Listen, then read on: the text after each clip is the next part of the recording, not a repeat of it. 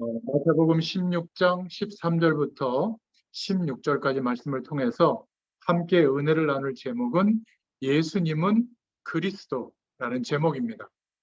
예수 그리스도 이렇게 말하면 예수님은 이름이고 외국 이름이니까 성은 뒤에다가 붙여서 그리스도 이렇게 한 게 아니라 예수님은 이름이고 그리스도는 하신 일을 말해요.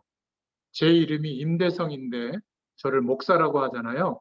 임대성 목사 이러면 저는 임대성이고 하는 일은 목사의 일을 하듯이 예수님은 이름이고 예수 그리스도라고 할 때 그리스도는 예수님이 하신 일을 말합니다.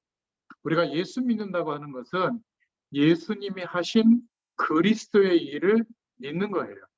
그래서 오늘 제가 오늘 말씀할 내용을 교재로 만들어서 카톡방에 올려드렸는데 혹시 여러분들 보고 계시면 그걸 보시면 되고요. 아니면 끝나고 보시면 되겠습니다. 오늘 말씀 드리는 내용은 줌에서 녹화를 해서 유튜브 주소로 제가 올려드릴 테니까 나중에 꼭 보시길 바랍니다. 서론으로 먼저 생각해 볼 것은 예수님을 알게 되는 것은 모든 것을 아는 것입니다. 왜냐하면 예수님이 죽으시고 부활하신 그 그리스도의 일로 인해서 우리에게 인생의 모든 문제를 해결받는 축복이 우리에게 회복됐기 때문에 그래요. 그 그리스도가 바로 예수님입니다. 그래서 예수님을 아는 것은 모든 문제를 해결할 수 있는 길을 아는 것과 같습니다. 왜 그렇습니까? 이제 어머니도 알고 계신데 예수님은 그리스도십니다. 예수님은 그리스도의 일을 하신 분이시다. 그 말이죠. 우리 인생의 근본적인 세 가지 문제를 이해해야 됩니다. 아무리 건강하고 아무리 공부를 많이 하고 아무리 행복한 조건이 있어도 인간은 영적 존재이기 때문에 근본적인 문제를 이해하지 못하면 많이 가지고 좋은 조건이 있는데도 불구하고 재앙이 오는 것을 막을 수가 없어요. 마치 물고기는 물과 함께 있어야 되는데 물을 떠나 있는 상태에서는 죽은 것과 같잖아요. 인간이 짐승하고 다른 것은 영적 존재로 하나님이 생명을 주셨기 때문에 영원한 생명을 회복하지 못하면 영원한 하나님을 알 수가 없는 겁니다. 그런데 첫사람 아담과 하와가 하나님과 함께하는 축복, 영원한 생명을 가지고 영원한 하나님과 함께하는 축복을 선악과 약속을 통해서 하나님이 누리도록 했거든요. 이렇게 커피처럼 기계적으로 창조해서 두면 그대로 있겠죠. 근데 그거는 아무 가치가 없는 겁니다. 하나님의 영원한 축복을 알게 되도록 인간만은 하나님과 함께하는 축복을 누리도록 약속의 관계를 맺은 거예요. 그 약속을 지킬 수도 있고 거절할 수도 있는 자유를 준 겁니다. 하나님이 인간에게만 그런 사랑을 베푸셨죠. 그런데 창세기 2장 17절에 보면 그 약속을 놓치면 정령 죽으리라 말씀하신 겁니다. 그런데 이 사단이라고 하는 이 영적 존재가 뱀의 형상 속에 들어가서 첫사람 아담과 하와에게 속인 거죠. 왜 굳이 약속 속에서 그 축복을 누리려고 하느냐. 그거 선악과 먹으면 신경 쓰지 말고 먹으면 눈이 밝아지고 하나님처럼 될 수 있다. 선과 악을 알게 된다. 이렇게 속인 겁니다. 인간에게는 자유의지가 있었기 때문에 하나님과의 약속을 지킬 수도 있고 지키지 않을 수도 있는 선택할 수 있는 힘이 있었거든요. 그 힘을 가지고 하나님의 약속을 지켜야 되는데 이 사단의 속임수 때문에 하나님을 떠나게 된 겁니다. 약속을 어기게 된 거죠. 선악과를 먹었더니 눈이 밝아진 거예요. 선과 악을 알게 된 거예요. 뚱뚱하면 안 좋고 날씬하면 좋고 공부 잘하면 좋고 공부 못하면 안 좋고 다 알잖아요.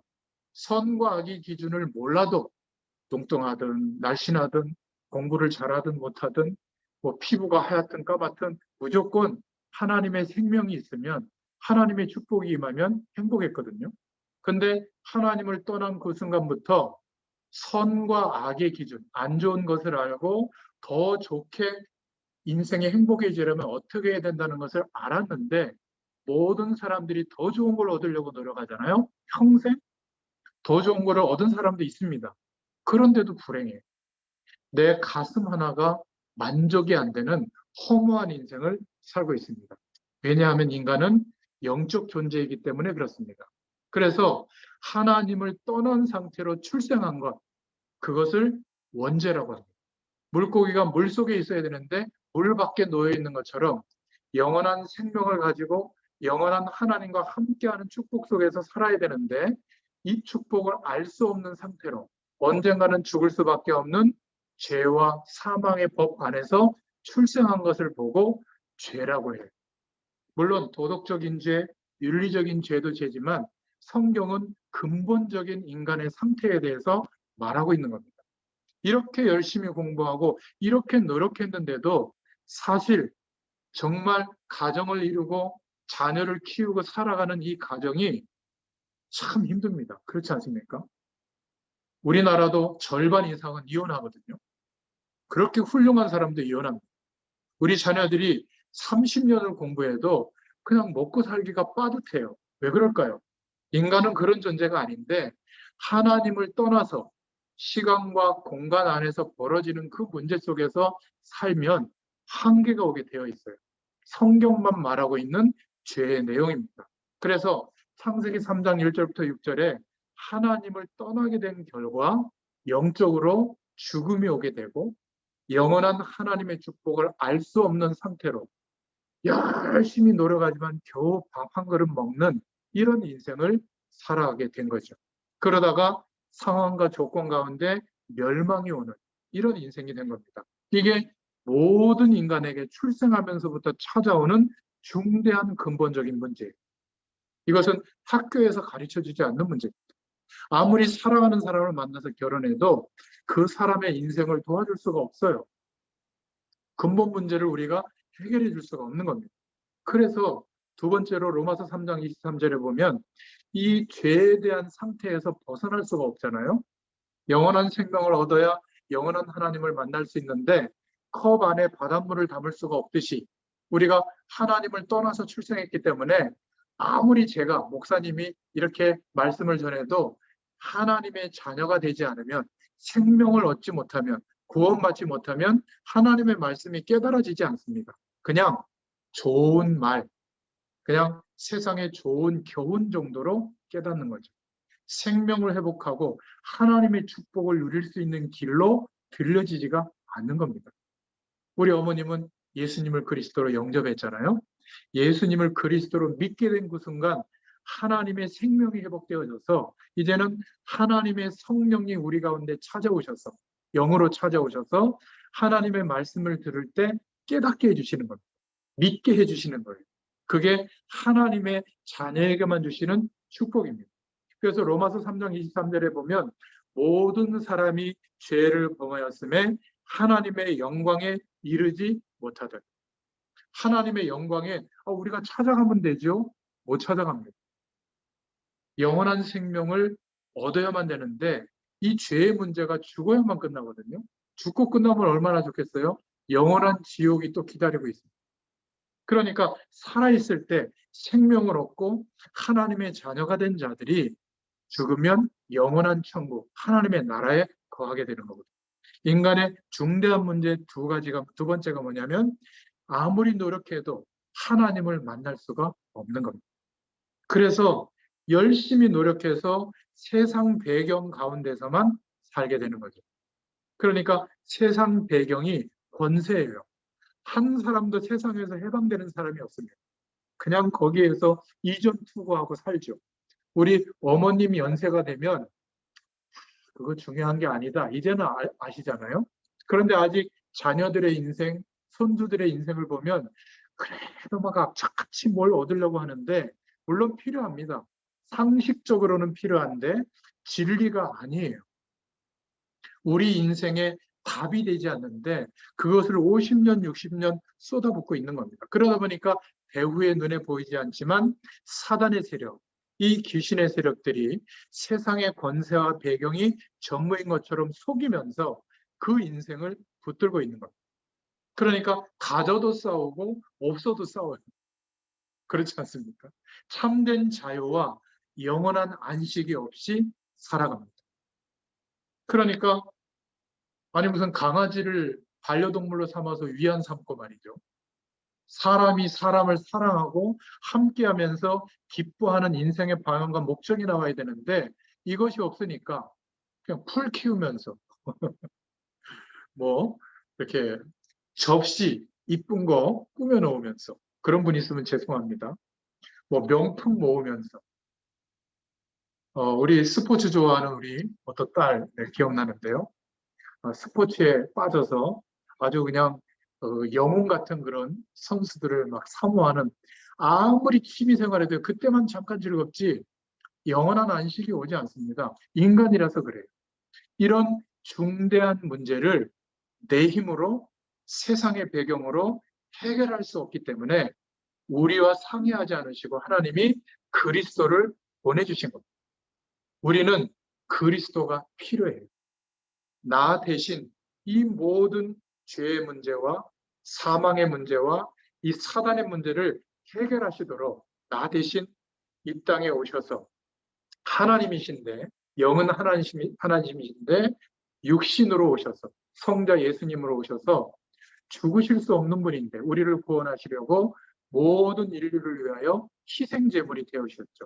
십자가에서 2000년 전에 죽으신 그 죽으심 때문에 나는 죽지 않았지만 예수님을 그리스도로 믿을 때 죄에서 해방되게 돼. 사망에서 해방되게 돼. 사단에게서 해방되게 돼요. 왜죠? 예수님의 죽음에 연합되어져서 하나님이 우리를 보실 때 죽은 존재로 인정해 주시는 겁니다. 나는 죽지 않았는데 죄에 대해서 죽은 존재로, 저주에 대해서 죽은 존재로, 사단에 대해서 죽은 존재로 우리를 인정하시는 순간 어떻게 되어지죠? 해방되게 된 겁니다. 착한 일을 조금씩 많이 하고 우리가 점점 착해지고 점점 성공해서 행복한 인생이 되는 게 아니라 예수님과 함께 죽은 존재가 됐다고 하나님이 인정해 주셨기 때문에 예수님을 그리스도로 믿을 때 해방되게 되는 거예요. 묶여있던 거, 집착하던 거, 중독돼 있던 거, 상처받았던 거에서 해방되는 줄로 믿습니다. 동시에 부활하신 주님의 영에 연합되어져서 이제는 영원한 생명으로 거듭나도록 하나님이 인정해 주신 거예요. 언제? 예수님을 그리스도로 믿고 영접하는 순간에 영원한 생명이 회복된 줄로 믿으시길 바랍니다. 그래서 하나님은 우리를 보실 때 죄인으로 보지 않고 나쁜 놈으로 보지 않고 하나님의 영원한 축복을 누릴 존재로 보세요. 근데 우리가 돈을 사랑하고 명예를 사랑하고 세상의 복만 사랑하면 뭔가 문제를 줘서라도 이 영원한 하나님의 축복을 기대하고 구하도록 하나님이 우리를 인도해 주시는 겁니다. 그게 하나님의 자녀에게 허락한 문제들이에요. 우리 손주들은, 이 말씀을 듣는 손주들은 혹시 젊음의 시기에 오는 어려움과 시행착오가 있을 거예요. 하나님의 자녀가 됐는데도 그것은 축복이에요. 왜죠? 한계를 경험한 하나님의 자녀는 낙심 가운데 있지 않고 하나님께 기도합니다. 그러다가 문제 때문에 기도하지만 영원한 하나님의 축복을 알도록 하나님이 인도해 주시는 거예요.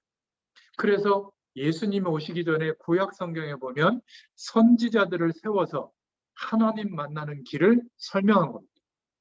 오실 메시아의 약속을 붙잡으라고. 또 제사장을 두어서 짐승을 살아있는 채로 가지고 와서 제사장이 이 사람의 죄를 대신 짐승에 전가해서 짐승을 죽여서 제단에 피를 뿌리면서 정결의식을 치러서 잠시 동안이나마 죄를 용서함 받게 해서 하나님의 임재를 경험하게 한 그 직분이 제사장이거든요. 그래서 주님은 선지자처럼 우리의 모든 죄와 문제를 해결하시고 하나님 만나는 길을 여셨고 영원한 제사장이 되어서 예수님이 직접 희생제물이 되어주셔서 그 사실을 믿는 자에게 모든 죄와 저주에서 해방되는 영원한 대제사장이 되신 줄로 믿습니다. 이스라엘은 구약에 왕을 하나님이 세우셔서 왕권을 주어서 하나님의 임재하는 그 힘을 가지고 통치하게 했거든요. 그래서 예수님을 만왕의 왕이라고 고백하는 겁니다. 왜죠? 이 세상의 권세를 가지고 거짓 왕노릇하는 사단의 세력, 귀신의 세력들을 완전히 꺾어버리신 왕인 줄로 믿습니다.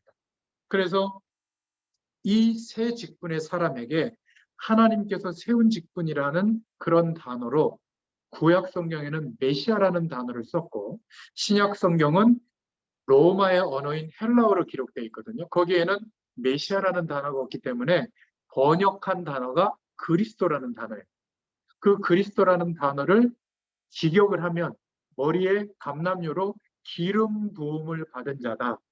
하나님이 특별히 하나님의 권위로 세우신 직분이다 해서 제사장, 선지자, 왕에게 기름 부어서 세울 때 그리스도라는 호칭을 부여한 겁니다. 예수님을 그리스도라고 말하는 것은 영원한 선지자의 축복을 이루신 분이시다. 영원한 제사장의 축복을 이루신 분이시다. 만왕의 왕이 되신 분이시다. 라는 의미로 예수님을 그리스도라고 고백하는 겁니다. 우리를 위해서 죽으시고 부활하신 그 일이 그리스도의 일이 우리에게 이루어지도록 역사한 줄로 믿습니다. 그래서 우리가 언격결에 복음을 듣고 예수님을 영접했을 때 모든 선지자가 했던 그 일, 하나님 만나는 길이 열려지게 된 것이고 모든 구약의 제사장들이 했던 그 일, 죄를 용서함 받은 저주에서 해방받은 이 축복이 임하게 된 것이고 모든 왕들이 했던 그 일, 왕적인 하나님의 힘으로 모든 사단과 귀신의 세력을 꺾어주신 줄로 믿습니다. 그래서 앞으로 오실 그리스도를 기다리도록 기대하도록 만든 분들이 선지자들, 제사장들, 왕들이었어요. 그래서 이제는 예수님이 오셔서 십자가 지시고 부활하시고 제자들에게 나타나셔서 내가 그리스도인 것을 알리시고 그리고는 부활하시고 승천하셨잖아요. 그리고 모든 민족에게 복음이 증거되고 난 이후에 다시 이 땅에 심판주로 오시겠다 약속하신 겁니다. 그래서 진정한 그리스도의 직분을 완성하신 분은 누구라고요? 예수님인 겁니다. 그래서 우리는 예수님을 그리스도라고 부르는 거예요. 이런 사람도 있겠죠. 내가 그 그리스도다라고 말하는 사람이 있겠죠. 있을 수 있잖아요. 이단의 세력들, 이단에 앞장서는 분들. 근데 그런 얘기를 못하도록 성경에 생물학적으로 못 박은 내용이 있어요. 뭐냐면 여인의 후손으로 오겠다. 우리는 다 남자의 씨를 받고 태어났잖아요. 그러면 원죄 아래서 출생하기 때문에 그리스도가 될 수가 없어요. 그래서 예수님만 동정녀, 남자를 경험하지 않는 천혜의 몸, 동정녀 마리아에게서 성령으로 잉태되어져서 이 땅에 오신 분입니다. 그분만 그리스도예요. 그래서 그리스도는 역사상 딱 한 분밖에 없는 겁니다. 예수님만 그리스도인 줄로 믿습니다. 예수님은 그래서 그리스도시고 우리가 예수님을 그리스도로 믿을 때 모든 인생의 문제가 해결되는 겁니다. 하나님의 자녀가 되어지는 그 순간 내가 내 인생의 주인이 아니라 창조주 하나님이 나의 소유주가 되시는 거예요. 주인이 되시는 겁니다. 우리 인생에는 수많은 일들이 있지만 그 일 때문에 고통당할 책임이 우리에게 없어요. 영적으로 보면. 그 모든 문제를 해결할 능력이 하나님께는 있기 때문에 우리는 하나님의 자녀된 신분을 가지고 예수님의 이름을 가지고 하나님께 기도하면 됩니다. 그래서 요한복음 14장 6절에 보면 하나님 만나는 길을 열어주신 거예요. 누가? 예수님. 언제? 예수님을 그리스도로 믿을 때. 로마서 8장 2절에 보면 모든 죄에서 완전히 해결해 주신 겁니다. 조금 해결해 준 게 아니라 죄에 대해서 죽은 존재가 되게 하신 거예요. 그래서 우리가 죄를 지은 것은 하나님 앞에 인정하고 돌이키면 그래 회개했으니까 복 줄게 이 정도가 아니라 하나님의 영원한 생명의 축복으로 역사해 주십니다. 죄인이라고 지적하지도 않으세요. 너무 감사하죠. 요한일서 3장 8절에 보면 하나님이 아들에 오신 것은 마귀의 일을 멸하려 하심이라. 예수님을 그리스도로 믿고 내 인생의 주인으로 고백하는 사람들에게는 사단의 손, 어떤 존재를 나타낼 때는 사단이라고 이름을 지칭하고요. 영적인 힘을 가지고 역사할 때는 똑같은 존재인데 마귀라고 씁니다. 영어에서는 devil이라고 쓰거든요. 그렇죠? 그러니까 마귀 사단은 같은 존재예요. 이 쫄개 노릇하는 세력들이 귀신의 세력들입니다. 사람이 죽어서 귀신이 되는 게 아니에요. 무속인들이 막 아버지의 목소리, 조상의 목소리, 내가 부모님하고 있었던 비밀한 얘기를 알아맞히잖아요. 그건 귀신이 알려주는 겁니다. 귀신이 속이는 거지 조상이 오는 게 아니에요. 이렇게 영적으로 혼란을 주는 존재들, 예수님의 이름으로 완전히 결박을 받고 떠난 줄로 믿으시기를 바랍니다. 이 은혜가 우리에게 이루어지는 거죠. 그래서 큰 두 번째로 예수님을 그리스도라고 고백한 자에게 당연히 따라오는 세 가지 축복이 있습니다. 첫 번째는 복음을 전해줄 수 있는 축복이 주어져요.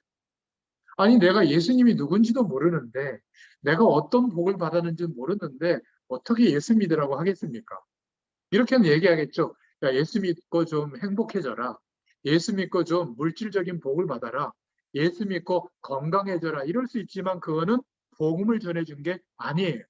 세상적인 복이 필요한 사람에게 그 복 받는 수단 정도로 알려준 거죠. 예수님이 그리스도 되어 주신 것은 우리 인생의 모든 문제, 영원한 문제를 해결하는 길을 우리에게 허락해 주신 줄로 믿습니다. 그런데 예수님을 엘리야처럼 믿으면 이스라엘 사람들은 엘리야 이러면 막 능력을 나타내는 선지자로 생각했거든요. 그래서 신앙생활을 막 병 고치고 기적을 바라는 신앙생활로 하면 그 사람의 신앙의 색깔이 신비주의자가 됩니다. 불건전 신비주의에 빠지고 굉장히 이상한 신앙의 색깔이 돼요. 그거는 성경적이지 않습니다. 물론 하나님이 우리와 함께할 때 신비한 경험을 하기도 하지만 우리는 말씀을 따라 인도받는 것이죠. 또 예수님을 예레미야처럼 오늘 생각하는 사람도 있거든요. 성경 본문에도 읽었지만 예레미야 하면 이스라엘 사람들은 이렇게 생각합니다. 어려운 사람, 병든 사람, 이런 사람들을 사랑해주고 아껴주는 박애주의자라고 생각하거든요. 예수님을 그렇게 생각할 수도 있지만 예수님이 구원자라고 하는 사실은 놓치게 되는 거죠. 또 예수님을 세례 요한처럼 생각할 수 있습니다. 정의롭게 하고 바르게 하고 똑바로 사는 대표적인 인물로 생각할 수 있는데 그것은 예수님의 아주 작은 부분을 본 겁니다. 물론 하나님이 함께하는 축복을 누리면 바르게 살 수 있잖아요. 그런 면에서는 맞지만 예수님이 세례 요한처럼 사람들이 생각한 거예요. 사람들은 나를 누구라고 하느냐? 엘리야처럼 생각합니다. 예레미야처럼 생각합니다. 세례 요한처럼 생각합니다. 그러면 복음을 전해줄 수가 없어요.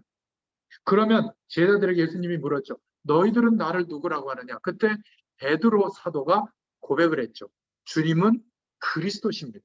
다른 고백을 했죠. 살아계신 하나님의 아들이십니다. 영은 하나님이신데 육신을 입고 아들의 격으로 오신 하나님의 아들이십니다. 이때 예수님께서 그 베드로에게 축복하신 내용입니다.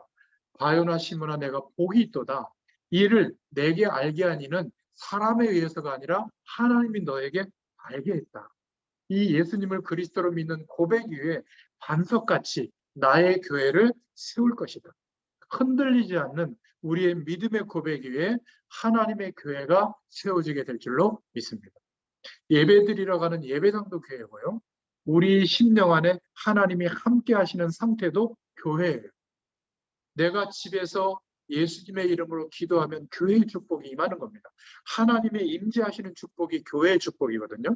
이렇게 두세 사람이 함께 주의 이름으로 모이는 것도 교회의 축복이 임하는 겁니다. 지금 우리 어머님 집에서 예배할 때 모든 자녀들이 이렇게 함께 줌이라고 하는 요즘 미디어로 이렇게 함께 예배해도 이게 교회의 축복이 임하는 줄로 믿습니다. 두 번째 따라오는 축복은 예수 그리스도를 믿고 영접하는 그 순간부터 어떤 음부의 권세도 저주의 세력도 귀신의 세력, 사단의 세력도 우리를 이길 수가 없어요. 왜냐하면 우리 안에 거룩한 영으로 하나님께서 성령으로 함께하고 있기 때문에 우리가 이 사실을 믿고 있는 한 우리를 흔들 수가 없는 줄로 믿습니다. 실제로 이 축복을 모를 때는 가위 눌리기도 하고 악몽을 꾸기도 하고 불면증에 시달리기도 하고 어떤 특정한 상처와 문제 때문에 막 시달리기도 했지만 그럴 때 예수님의 이름으로 이런 생각과 내용들을 통해서 나를 힘들게 하는 모든 저주의 세력은 예수님의 이름으로 결박을 받고 떠날지어다. 속으로 조용히 기도하면서 선포하잖아요. 그런 세력들이 떠나갑니다. 너무 감사하죠. 푸닥거리 같이 하지 않아도 돼요. 막 굿하듯이 막 부르짖고 안 해도 됩니다. 조용히 예수님의 이름으로 기도하면 우리에게 저주의 세력을 물리칠 권세가 있는 줄로 믿습니다. 그리고 반드시 하나님을 믿지 않는 사람도 하나님이 비 내려줍니다. 농사 지으면 햇빛도 내려주시고 작물이 자라게 합니다. 그거를 일반적인 은총이라고 하는데 하나님의 자녀에게만 주시는 기도 응답은 불신자에게는 없어요. 그래서 하나님의 자녀에게 하나님이 우리가 기도할 때 주시는 그 응답은 특별 은총이라고 합니다. 하나님이 주시는 기도 응답의 축복을 받게 됩니다. 그래서 오늘 말씀해 보면 성경에는 땅에서 우리가 매면 하늘에서도 매이고 땅에서 무엇이든지 풀면 하늘에서도 푸신다고 합니다. 우리가 기도로 중요한 사람들, 가까운 사람들을 위해서 기도하잖아요. 중보기도하면 하나님이 하늘에서 그 기도를 응답한다는 겁니다. 우리가 힘들도록 사람들이 나를 힘들게 하면 하나님이 그 사람도 매이게 한다는 거예요. 하나님이 우리 인생을 이렇게 기도할 때마다 하나님의 능력으로 역사해 주실 줄로 믿습니다. 하나님이 주시는 기도 응답은 상상을 초월합니다. 제가 우리 박 집사님하고 일주일에 한 번씩 이렇게 말씀 나누면서 예배하면서 기도했거든요. 우리 부모님을 위해서. 저도 그때 기도했습니다. 그 기도가 6개월이 지나지 않아서 하나님이 응답해 주시고 우리 지금 따님들 또 우리 권사님 두 분이 오랫동안 부모님과 가문을 위해서 기도한 줄 알고 있거든요. 그 기도가 응답이 되는 겁니다. 이 기도는요 놀라운 겁니다. 하나님이 우리의 생각대로 우리의 시간표대로 응답하시는 게 아니라 하나님의 작정하신 때가 되면 우리의 기도가 응답되는 것을 보게 될 줄로 믿습니다. 이제 어머니가 예수님의 이름으로 후대들을 위해서 한번 기도해 보세요. 하나님의 역사가 일어나게 될 줄로 믿습니다. 그 축복을 받은 거예요. 너무 감사하죠? 아멘입니다. 그래서 기도는 마치 영적인 과학과 같아서 구원받은 자가 우리를 구원하신 예수님의 이름으로 기도하면 반드시 응답이 옵니다. 만약에 내가 세상적인 복을 구하고 있다면 관심을 예수 그리스도로 말미암아 약속하신 영원한 축복으로 한번 옮겨서 기도해 보세요. 오늘 당장 응답해 주실 줄로 믿습니다.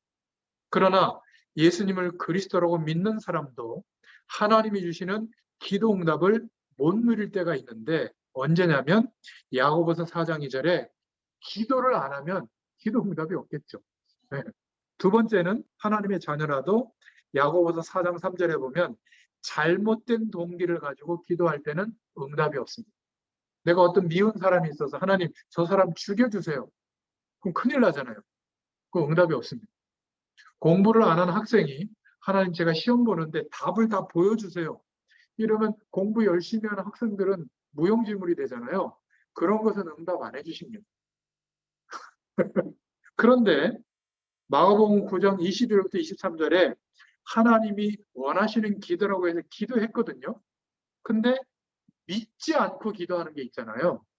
예전에 어떤 목사님이 말씀해 주셨는데 시골 지역에 막 가뭄이 들었을 때 목사님이 부흥 강사님으로 가셔서 예전에 시골에서 막 부흥회를 열고 했잖아요. 시골 교회에 막 일주일씩 했는데 우리가 이제 작정하고 기도합시다. 하나님께 믿고 기도하면 하나님이 비를 내려줄 겁니다. 하고 아침 금식하면서 일주일 동안 기도한 거예요.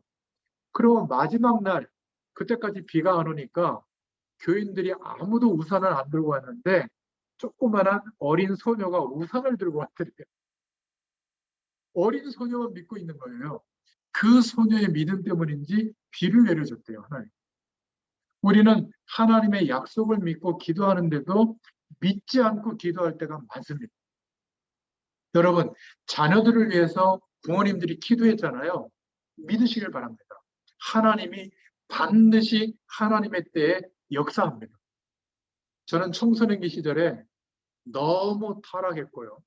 부모님 속을 너무나 많이 썩혀드렸고 그때 저희 아버지가 장로님이었거든요.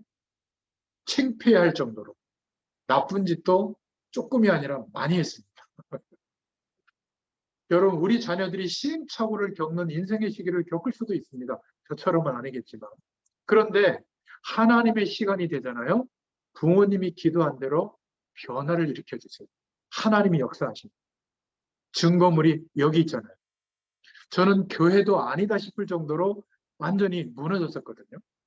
교회 가면 맞다라는 생각이 와야 되는데 교회도 틀렸다 이런 정도였다니. 근데 우리 아버지의 기도 때문에 또 사랑하는 사람들이 저를 위해서 중보해 주셨기 때문에 어느 날 하나님의 시간이 되니까 복음이 깨달아지고 믿어지게 된 거예요.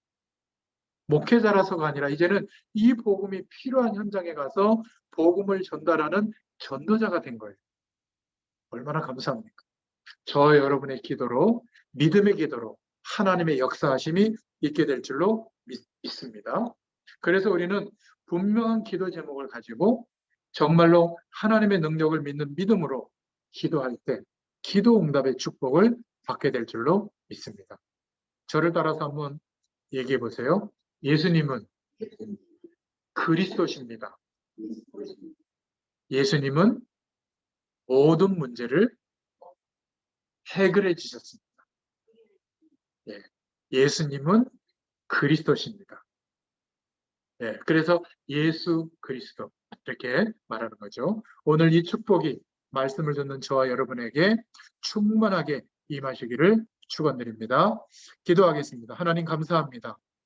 예수님이 그리스도시라고 하는 이 놀라운 복음의 내용을 우리 부모님에게 깨닫게 해주시고 우리 모든 가족과 가문의 후대들에게 깨닫게 해주셔서 너무 감사합니다. 이제 성경적인 예수 그리스도를 믿는 믿음 안에서 하나님이 함께 하시는 놀라운 축복이 모든 가정과 개인들에게 후대들에게 임하게 하여 주옵시고 특별히 하나님께서 작정하신 전도와 선교의 축복을 내리는 세계 복음화의 명문 가문이 되도록 모든 가정들과 후대들을 축복해 주시기를 소원합니다. 특별히 우리 부모님들에게 대표적인 믿음의 증인들이 되어지도록 하나님께서 역사하여 주시옵소서. 예수님의 이름으로 감사하며 기도드렸습니다. 아멘. 감사합니다. 감사합니다.